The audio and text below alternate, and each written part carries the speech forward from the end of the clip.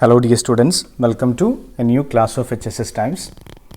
Today we are starting our 6th chapter, Staffing. എല്ലാ വിദ്യാർത്ഥികൾക്കും പുതിയ ഒരു ഓൺലൈൻ ക്ലാസ്സിലേക്ക് സ്വാഗതം. ഇന്ന് +2 ബിസിനസ് സ്റ്റഡീസിലെ 6ാമത്തെ പാഠം നമ്മൾ തുടങ്ങിയാണ്. പാഠത്തിൻ്റെ പേര് സ്റ്റാഫിംഗ് എന്നതാണ്. സ്റ്റാഫിംഗ് ആണ് നമ്മുടെ 6ാമത്തെ ചാപ്റ്റർ. അപ്പോൾ എങ്ങനെയാണ് നമ്മൾ പഠിക്കുന്നത്? മാനേജ്മെൻറ്റിൻ്റെ 5 ഫങ്ഷൻസ് ആണ് 5 പാഠങ്ങളായിട്ട് പഠിക്കുന്നത്. പ്ലാനിങ് പഠിച്ചു, ഓർഗനൈസിങ് കംപ്ലീറ്റ് ചെയ്തു. ഇന്ന് 3ാമത്തെ ഫംഗ്ഷൻ ആയിട്ടുള്ള സ്റ്റാഫിംഗ് തുടങ്ങിയാണ്. അത് നമ്മുടെ +2 ബിസിനസ് സ്റ്റഡീസിലെ 6ാമത്തെ ചാപ്റ്ററാണ്. Okay, and today we are discussing meaning of staffing and importance of staffing. ഇന്ന് നമ്മൾ രണ്ട് കാര്യങ്ങളെ പഠിക്കുന്നുള്ളൂ. സ്റ്റാഫിങ്ങിൻ്റെ മീനിങ്ങും അതേപോലെ തന്നെ അതിൻ്റെ പ്രാധാന്യവും, ഇമ്പോർട്ടൻസ് ഓഫ് സ്റ്റാഫിംഗ്. ക്ലാസ്സിലേക്ക് പോകുന്നതിന് മുമ്പേ ഇതുവരെയായിട്ടും HSSTIMES എന്ന ഈ ചാനൽ സബ്സ്ക്രൈബ് ചെയ്തിട്ടില്ല എങ്കിൽ സബ്സ്ക്രൈബ് ചെയ്യുക. കൂടാതെ തൊട്ടടുത്തുള്ള ബെൽ ബട്ടൺ കൂടി പ്രസ് ചെയ്യുക. അങ്ങനെയാണെങ്കിൽ പുതിയ ക്ലാസ്സുകൾ അപ്ഡേറ്റ് ചെയ്യുന്ന സമയത്ത് നിങ്ങൾക്ക് നോട്ടിഫിക്കേഷൻ ലഭിക്കുന്നതായിരിക്കും. ഓക്കെ, അപ്പോൾ നമുക്ക് നമ്മുടെ ക്ലാസ് ആരംഭിക്കാം. Today we are starting our 6th chapter, staffing. ഇന്ന് നമ്മൾ നമ്മുടെ 6ാമത്തെ പാഠം പഠിക്കുകയാണ്. പാഠത്തിൻ്റെ പേരെന്താണ്? സ്റ്റാഫിംഗ് എന്നതാണ് 6ാമത്തെ ചാപ്റ്ററിൻ്റെ പേര്. അപ്പോൾ കഴിഞ്ഞ 2 ഫങ്ഷൻസ് ഏതൊക്കെയായിരുന്നു? Planning and organising. Planning and organising. Planning എന്ന് പറഞ്ഞു കഴിഞ്ഞാൽ എന്താ? Planning refers to deciding in advance the future course of action of a business. ഒരു കച്ചവടക്കാരൻ്റെ ഫ്യൂച്ചറിൽ എന്തൊക്കെ കാര്യങ്ങൾ ചെയ്യണമെന്ന് മുൻകൂട്ടി തീരുമാനിക്കുന്ന പ്രോസസ്സിനെ വിളിക്കുന്ന പേരാണ് പ്ലാനിങ് എന്ന്. After planning the next function is organising. Organising means bringing an orderly structure four A company. ഒരു കമ്പനിക്ക് ആവശ്യമായിട്ടുള്ള ഒരു സ്ട്രക്ചർ കൊണ്ടുവരുന്ന പ്രോസസ്സിനെ വിളിക്കുന്ന പേരാണ് ഓർഗനൈസിങ് എന്ന്. 2 ടൈപ്പ് സ്ട്രക്ചർ ഉണ്ടെന്നൊക്കെ നിങ്ങൾ പഠിച്ചു. ഡീറ്റെയിൽ ആയിട്ട് ഓർഗനൈസിങ് എന്ന ചാപ്റ്റർ നമ്മൾ പഠിച്ചു കഴിഞ്ഞു. Clear? The outcome of organising. What is the outcome of organising? നിങ്ങൾക്ക് പറയാൻ പറ്റുമോ? എന്താണ് ഓർഗനൈസിങ് എന്ന് പറയുന്ന ഫംഗ്ഷൻ പെർഫോം ചെയ്ത് കഴിഞ്ഞാൽ അതിൻ്റെ റിസൾട്ട് എന്താ? What is the outcome of organising? The outcome of organising will be different vacancies, job positions. Different job positions or number of vacancies will be created in a company after completing organizing function. നിങ്ങൾ ഓർമ്മയില്ലേ? Organisation structure, functional structure, divisional structure ഒക്കെ. അവിടെ നമ്മൾ എന്താണ്, ഒരു കമ്പനിക്കകത്ത് എത്ര employees വേണമെന്ന് നമ്മൾ തീരുമാനിച്ചിട്ട് ഇവിടെ ഇയാൾ വേണം, അവിടെ അയാൾ വേണം, ഇയാളുടെ അണ്ടറിൽ 5 ആൾക്കാർ വേണം, ഇങ്ങനെ കുറേ വേക്കൻസികൾ ക്രിയേറ്റ് ചെയ്യപ്പെടും. അതിന് എന്ത് ചെയ്യണം? ഇങ്ങനെ വേക്കൻസികൾ ക്രിയേറ്റ് ചെയ്ത് കഴിഞ്ഞാൽ മാത്രം പോരാ, അതിനകത്തേക്ക് ആ വേക്കൻസികളിലേക്ക് നമ്മൾ എംപ്ലോയീസിനെ അപ്പോയിൻറ്റ് ചെയ്യണം. ഏറ്റവും സ്യൂട്ടബിൾ ആയിട്ടുള്ള ജോലിക്കാരെ അല്ലെങ്കിൽ എംപ്ലോയീസിനെ അല്ലെങ്കിൽ വർക്കേഴ്സിനെ കണ്ടുപിടിച്ചിട്ട് നമ്മൾ അവരെ അതിൽ അസൈൻ ചെയ്യണം, അല്ലെങ്കിൽ നമ്മൾ അവർക്ക് പ്ലേസ്മെൻറ്റ് കൊടുക്കണം. ഈ ഒരു ഫംഗ്ഷനെ കോമൺ ആയിട്ട് വിളിക്കുന്ന പേരാണ് സ്റ്റാഫിംഗ് എന്ന്. സ്റ്റാഫിംഗ് എന്ന് പറഞ്ഞു കഴിഞ്ഞാൽ ഒന്നും വേണ്ട, ഞാനൊരു എക്സാമ്പിൾ പറയാം. I M A business man. ഞാനൊരു കച്ചവടക്കാരനാണ്, വലിയൊരു കച്ചവടക്കാരനാണ്. എനിക്ക് എൻ്റെ കമ്പനിയിലെ എല്ലാ കാര്യങ്ങളും എനിക്ക് ഒറ്റയ്ക്ക് ചെയ്യാൻ വേണ്ടി പറ്റുമോ? It is not possible to perform the entire business activity by the owner itself. I need the help of managers, I need the help of workers, etc. to carry on my business activity. And I can select or I can appoint required persons from different sources. By publishing advertisement in newspaper, various people will apply for jobs and I can select the most appropriate person. Clear? അപ്പോൾ എൻ്റെ കമ്പനിക്ക് ആവശ്യമുള്ള ജോലിക്കാരെ കണ്ടുപിടിക്കുന്ന പ്രോസസ്സിനെ വിളിക്കുന്ന പേരാണ് staffing എന്ന്.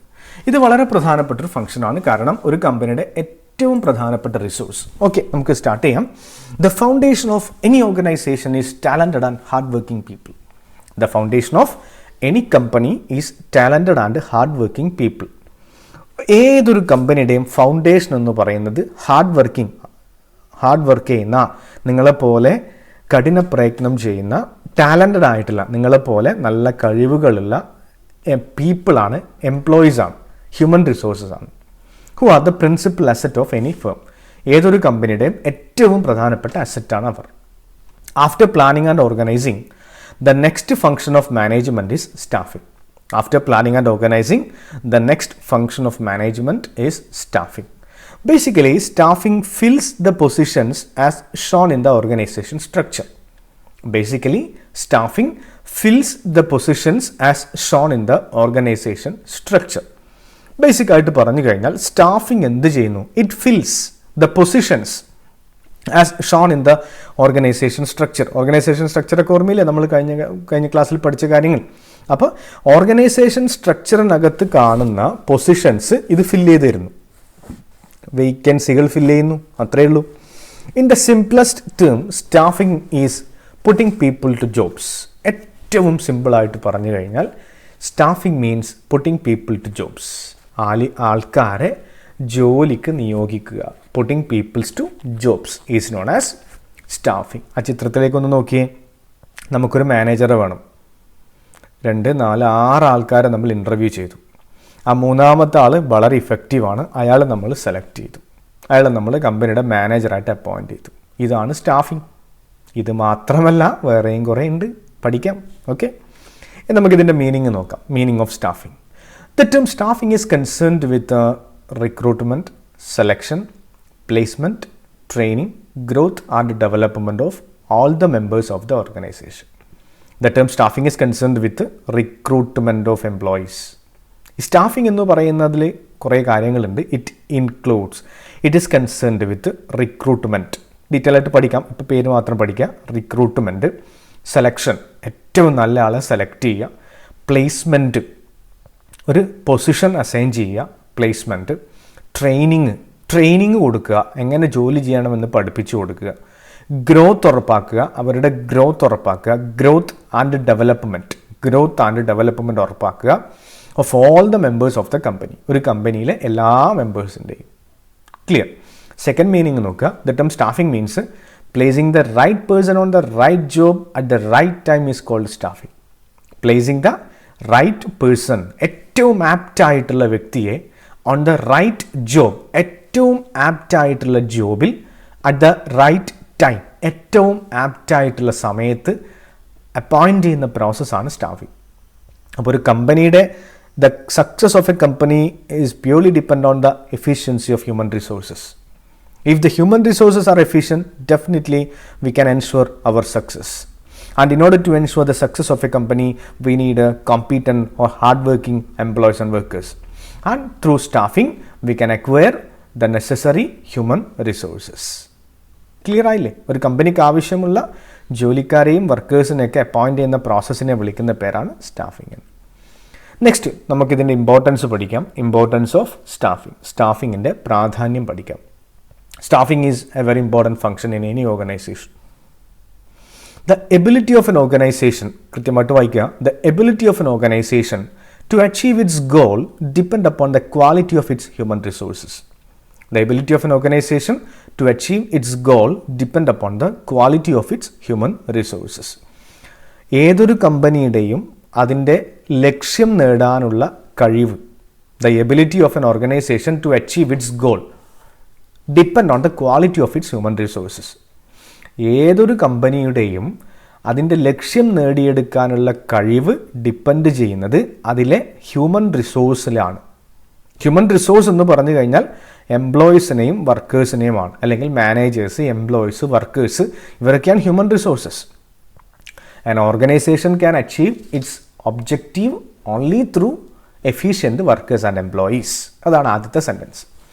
If right kind of employees are not available, it will lead to wastage of materials. If appropriate employees are not available, it will lead to wastage of materials. നമ്മുടെ കമ്പനിയിൽ നല്ല ജോലിക്കാരില്ല എങ്കിൽ എന്തൊക്കെ റിസൾട്ടാണ് വരിക എന്ന് നോക്കിക്കോ. It will lead to wastage of raw materials waste ആക്കി കളയും. വേസ്റ്റേജ് ഓഫ് ടൈം, വെറുതെ സമയം കളയും, സമയം വേസ്റ്റ് ആക്കും. വേസ്റ്റേജ് ഓഫ് ഇഫേർട്ട്, അവർ വെറുതെ വന്നിട്ട് രാവിലെ മുതൽ വൈകുന്നേരം വരെ പണിയെടുത്തിട്ട് പോകും, ഒരു കാര്യം ഉണ്ടാവില്ല. വേസ്റ്റേജ് ഓഫ് എനർജി, അവരുടെ എനർജിയും നമ്മുടെ കമ്പനിയുടെ എനർജി ഒക്കെ വേസ്റ്റ് ആയിട്ട് പോകും. റിസൾട്ടിങ് ഇൻ ലോവർ പ്രൊഡക്ടിവിറ്റി, അതുവഴി നമ്മുടെ ഉൽപ്പാദനക്ഷമത കുറയും, പ്രൊഡക്ടിവിറ്റി കുറയും. And poor quality of products, നമ്മുടെ പ്രൊഡക്റ്റിൻ്റെ ക്വാളിറ്റി കുറയും. അവസാനം കമ്പനി പൂട്ടിപ്പോകേണ്ടി വരും. ചുരുക്കി പറഞ്ഞു കഴിഞ്ഞാൽ എന്താണ്, നല്ല ജോലിക്കാരില്ലെങ്കിൽ കമ്പനി ക്ലോസ് ചെയ്യേണ്ട അല്ലെങ്കിൽ ഷട്ട് ഡൗൺ ചെയ്യേണ്ട അവസ്ഥ വരും, കമ്പനി പൂട്ടിപ്പോകേണ്ട, സ്റ്റോപ്പ് ചെയ്യേണ്ട അവസ്ഥ വരും. Clear. Proper staffing ensures the following benefit to the organization. കൃത്യമായിട്ട് സ്റ്റാഫിംഗ് ചെയ്ത് കഴിഞ്ഞാൽ, അങ്ങനെ പറഞ്ഞു കഴിഞ്ഞാൽ നമുക്ക് ആവശ്യമുള്ള എംപ്ലോയീസിൽ ഏറ്റവും ആപ്റ്റ് ആയിട്ടുള്ള ആൾക്കാരെ തന്നെ കണ്ടുപിടിച്ച് കഴിഞ്ഞാൽ കമ്പനിക്ക് താഴെ പറയുന്ന ബെനിഫിറ്റുകൾ കിട്ടും. Proper staffing ensures the following benefit to the organization. നോക്കുക, ഒന്നാമത്തെ helps in obtaining competent personnel for various jobs. ഒന്നാമത്തെ ഇമ്പോർട്ടൻസ് ഇതാണ്. Staffing helps in obtaining competent personnels for various jobs. Helps in getting competent personnels. Personnel എന്ന് പറഞ്ഞു കഴിഞ്ഞാൽ employees or വർക്കേഴ്സിനെ human റിസോഴ്സാണ്. ഒരു കമ്പനിയിലുള്ള എംപ്ലോയീസിനെയും വർക്കേഴ്സിനെയും വിളിക്കുന്ന പേരാണ് പേഴ്സണൽ. സ്പെല്ലിംഗ് ശ്രദ്ധിക്കണേ, PERSONNEL ആണ് personnel. Proper staffing helps in obtaining good workers and managers or good workers and employees.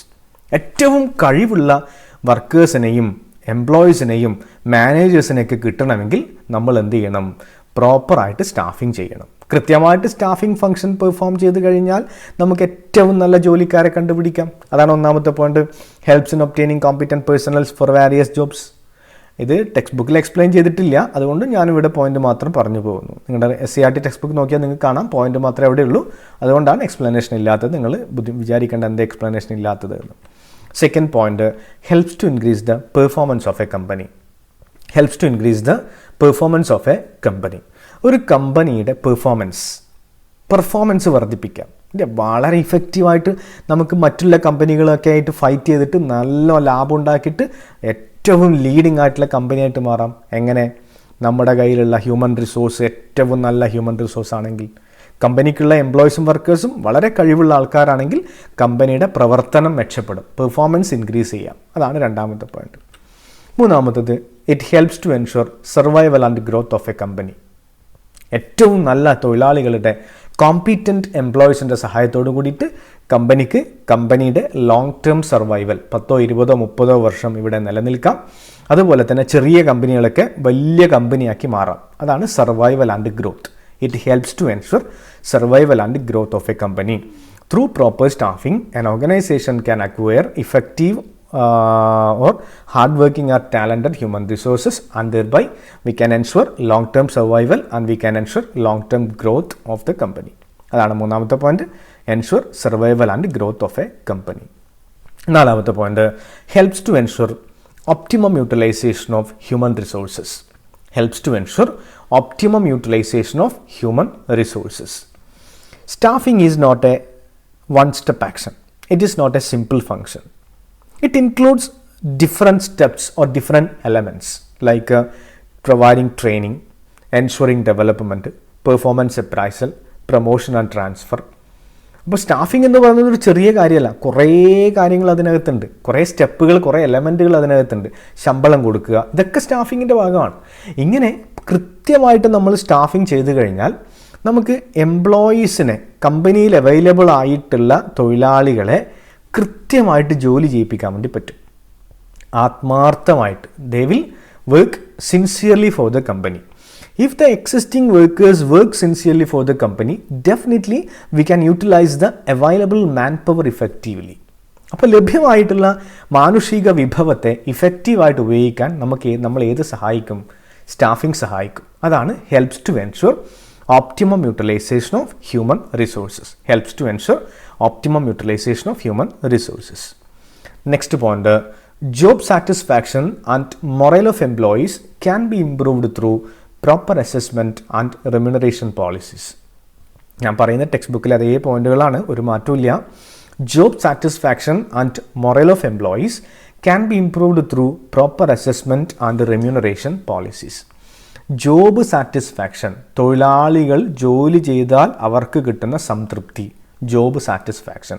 And morale of employees, എംപ്ലോയീസിൻ്റെ വിശ്വാസ്യത, എംപ്ലോയീസിന് കമ്പനിയോടുള്ള വിശ്വാസ്യത can be improved, can be increased through proper assessment and remuneration policies. അപ്പോൾ ഒരു കമ്പനിയിൽ ജോലി ചെയ്യുന്ന ജോലിക്കാരുടെ സാറ്റിസ്ഫാക്ഷനും അവർക്ക് കമ്പനിയോടുള്ള വിശ്വാസ്യതയും എങ്ങനെ നമുക്ക് വർദ്ധിപ്പിക്കാം?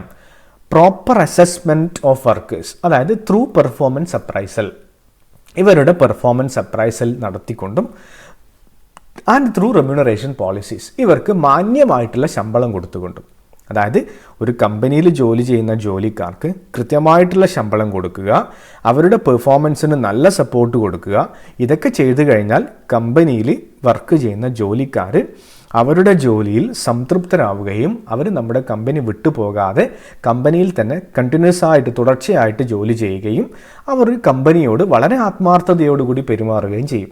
അതാണ് job satisfaction and morale of employees can be improved through proper assessment and remuneration policies എന്ന ടേം കൊണ്ട് ഉദ്ദേശിക്കുന്നത്.